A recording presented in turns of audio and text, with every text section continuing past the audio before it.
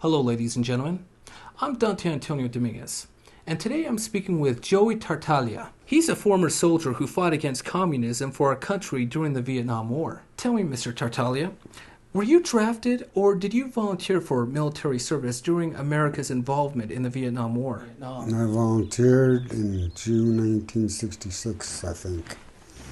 Excuse me, I have severe dementia. I can't remember the correct dates. How old were you at the time? I think I was about 22. Mr. Tartaglia, did you were involved in also boxing while you were in the service? Yes, I was. What was that like? So I joined Special Services.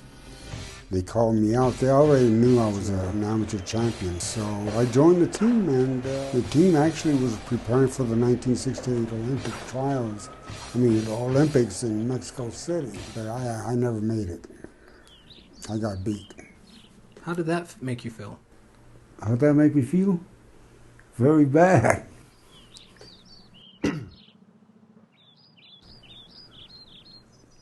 Tell me, where in Vietnam did the U.S. Army send you into battle? We landed in Tan Son Nhut Airport in Saigon. From there, they took us to a hangar for orientation and briefings on what was happening. They told us that we was going to go on a covert excursion military operation in Cambodia. North Vietnamese regulars were crossing the border in South Vietnam into Cambodia. So our operation was to go down there and engage them. He told us to get a good night's sleep because at 0800 we was going to start moving out in the U's. We was there practically in no time, and we started unloading, and there was already troopers there that were dug in and had cleared vegetation and set up perimeter kill zones. And every night we just waited. We set up claymore mines every so many yards. If one went off at night, you knew there was maybe 3, 4, or 5 guys coming at you. If there was more than 1 or 2, you have a problem.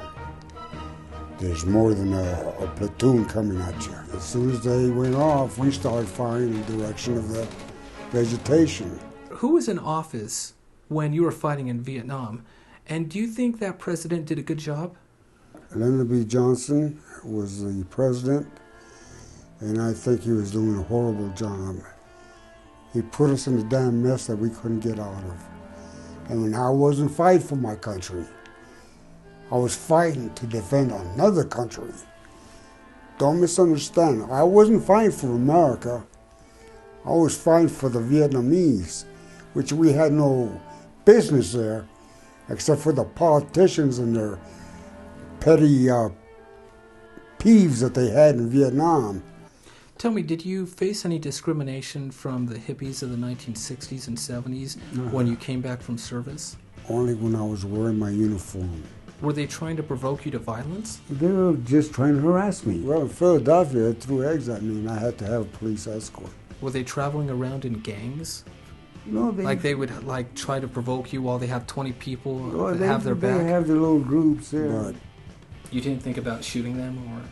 Oh, I didn't have no weapon. I would never shoot anybody. Not even a hippie? That doesn't even...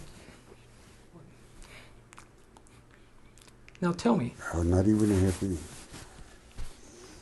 And I was very, very, very depressed because the American people would support us. The American people were dead set against that war. We had orders to go. I didn't know why we was going over there. I hadn't the slightest idea why we was going to go down there and fight and who we was fighting.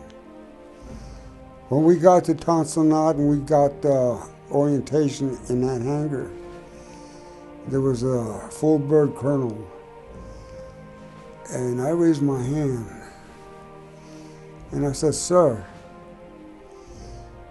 the French were defeated here and they were a superpower.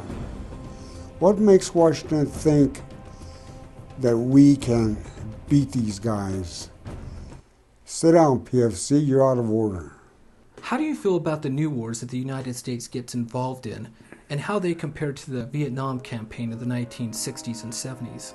The war against terrorism, now we're defending this country. Now we're fighting to the death against terrorism here in the United States. Vietnam was not a declared war. It was more like a police action, just like Korea. But the more troopers we sent down there, the more casualties we got. What a total loss, man, for all the deaths that occurred. 58,000 kids, man, lost for nothing. Tell me a little bit about your personal life and what you did after you were honorarily discharged. I'm retired with a disability, all service connected. Joey Tartaglia, I appreciate you allowing me to come into your home today to interview you about this matter.